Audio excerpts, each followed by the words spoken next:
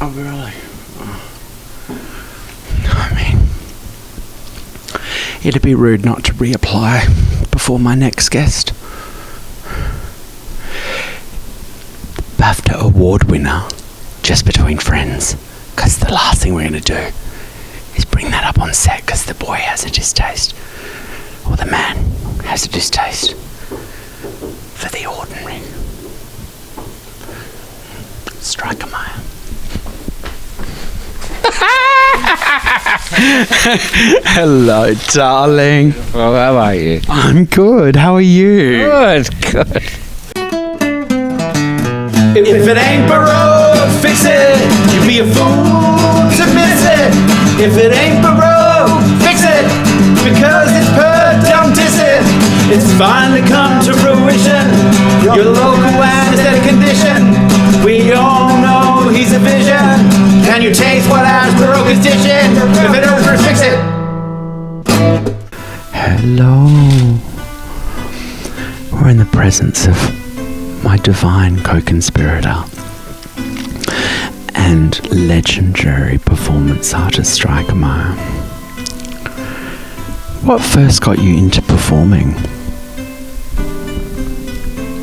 Frustration, I think. Frustration. And plus, when I was a young kid, and I used to hang out at a place called Matches, and there was drag queens there that was so beautiful. They had really thick makeup on. It was so lovely. It excites me. It excited me too. And I couldn't think of anything more severe than drag. And I wanted to be part of it. I wanted to be part of it. I had nothing else going for me. I had nothing else going for me. I was a little kid. How old were you then?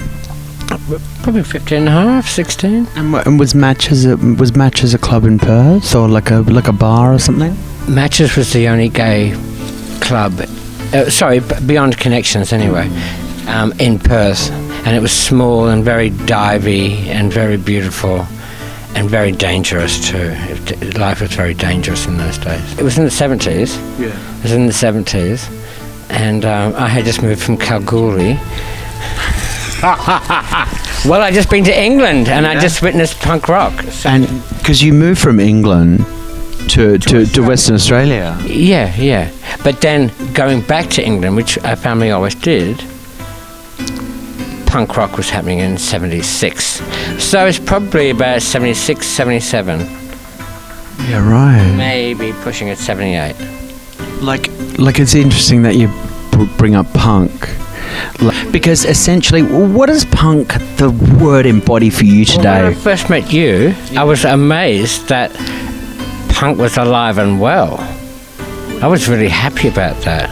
And I realized that it still made sense.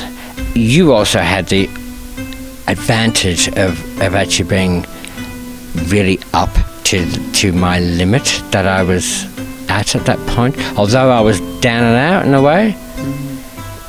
To some degree. You understood where I was coming from, and that made me feel really, really good. It made me feel, because everything I did, performance-wise, was kind of not really clapped at. People didn't really know how to understand. To take you? They didn't know how to respond to it. And that was okay. But when I started talking to you, you understood everything I was saying, and punk made me political. Yeah, okay. British punk showed me that you could wear something, you could look like something to show the government what was actually happening. That was British punk. That's right. Although American punk was so fantastic, looking like what you were angry about was a real release, and a real fantastic release at that. And it was, if it was anything else, it probably wouldn't have left an indent in me. But punk then said common sense, and today punk says common sense. So much so that violent. It's the bridge of our relationship, really. You and me, yes, for sure. Absolutely. Drag's kind of infiltrated everything, a little bit like we need the pest control now. Like, it's kind of everywhere. He hijacked my show. there's some bits where drag queens are so professional that they're beyond anybody else in their league of what they've now become, a professional celebrity. Celebrity is everything these days. I know, it's not my cup of tea. This show was actually born on Andy Warhol's 15 Minute. Well, he's to blame, probably. Again. When I first started, this was drag, I've got to say. It was drag. That was my... Although you polarise drag, and you've always been the antithesis, to some degree, of the bastardisation of drag. Absolutely. All I kept seeing was the repetition of stuff. But it was okay then. It was still really fascinating and really funny. But as the decades progressed, all of a sudden it was the 80s, so everything was barbiturates from the chemist. Everybody was absolutely mindless. and things... Read a book, would you? Things started to really morph and change in very weird ways. A lot of people didn't survive it, I've got to say. Everything's a festival, I've got to say. It's like festival. It's not good. It's not good. We're all stuck on a raft, this horrible raft. That it's ordinary machine. It's nipped and tucked and budded and dead-headed and deflowered into something that you can squeeze from a tube. This is actually holding people back. I'm just not even talking just about drag anymore. I'm talking about musicians. It's the last thing you ever talk about. I'm talking about everything like that. Everything is nipped within an inch of its life so that it's broadcastable. Why don't we just let people deal with something that they don't understand that we said? That why don't we just let them deal with that and then have a really good fresh viewpoint on it once they've either come to one conclusion or the other. It's not my business how they come to. That's right. But it's definitely my business when people are nipping me in the bud, and I don't like that. Island of life in a sea of diarrhea, and that's what it is now. That's what it is now. If you can't hold on to the raft, you're just up to your neck. Sorry, I shouldn't have said that. At one point in the 80s, it was okay. I've been doing drag for a while myself, and I thought, I'm just reiterating the same stuff that has been reiterated. We kind of got to it, but we didn't really tap into that. No, but all of a sudden... Like 40 years later. Like, well, there was the population went like this, and the graph, and then it went like that. And then, instead of being 5 people in this town who were doing what I was doing, there was 500 little... Well, I don't think they were ever doing what you were doing, but I know what you mean. But there were... I know what you mean. The business grew. The business grew. It's very much like the same sad thing that happened to photographers.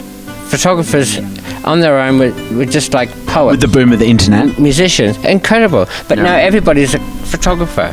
Everybody is. It's I know, but are they though? Dilutes true. Well, if photography is your own face. Raising the question because I know your frustration. I am frustrated. What advice would you have for a young performer coming up in the world today? I have to say, stay aware. I don't really want to pick on what they should be doing because it's none of my business, because I'd hate anybody to tell me that. But what they should watch out for is where they're being corralled to. They need to stay really relevant. Even if it's just comedy, it needs to be relevant. If it's political, I mean, go for it. There's so many avenues somebody can take. Drag is just the very bottom of the juice. The language is in the details, my people. Language is in the details. Is lip syncing a dying art? Depends on where you get your drag from. Where you get your rush from, that theatrical experience that has drag at the bottom of it, depends totally on that. So, darling, would you do the honour of signing, painting the legacy jacket, the legacy petticoat, the legacy... Can you hold the mic for a second, Joel? Hold my best friend. Don't worry. I'm going to be right back. This is not my friend. Why don't you bring all the leaves? Darling, I've mixed you up a premix. I've got your premix here. I hope it's not red. Oh, it is. Oh, judgy wudgy had a bear. I don't want you to fit Stryker in there the whole way. God.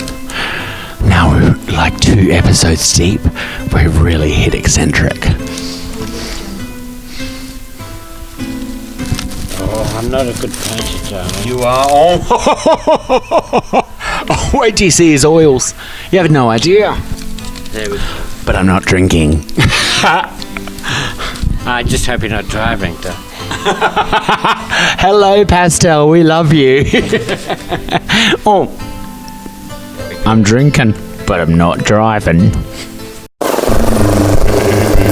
know what that's worth? Ooh, heaven is a place on earth. Right across. I want the name Stryker right across the House of Egypt.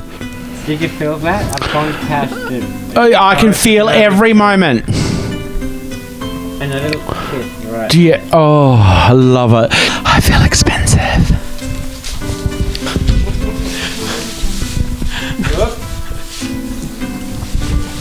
I love you, Steve. Love you too, Ash. Beautiful. There we go.